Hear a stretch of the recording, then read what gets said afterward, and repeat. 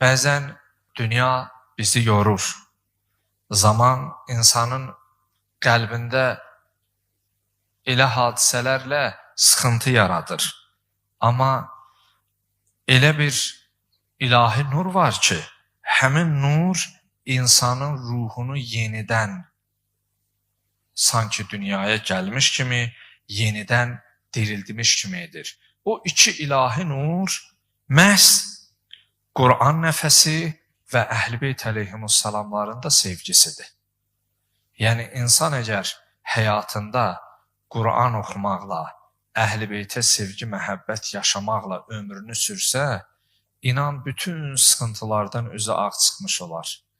Bəzən bizim ən böyük problemimiz bilirsinizmi nədir?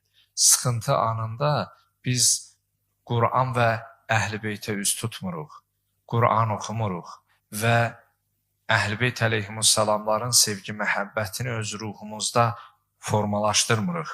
Bu gecə möhtərəm əzizlərim, analarım, bacılarım, atalarım, qardaşlarım, bu gecə məhz həmin nurun açıldığı bir gecədir. Allah Teala Quran-ı Kərimdə buyurur, Allahu nuru samavati vel arz.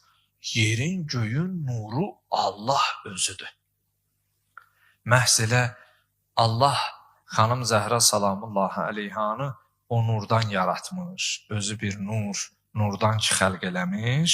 Bu gecə həmin nurun bizləri dəvət etdiyi bir gecədir.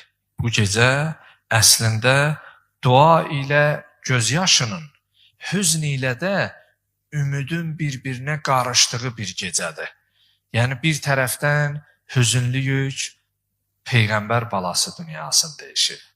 Amma o tərəfdən də ümidliyik ki, biz elə bir yerdəyik ki, buradan Allah bizi əlboş qaytarmaz.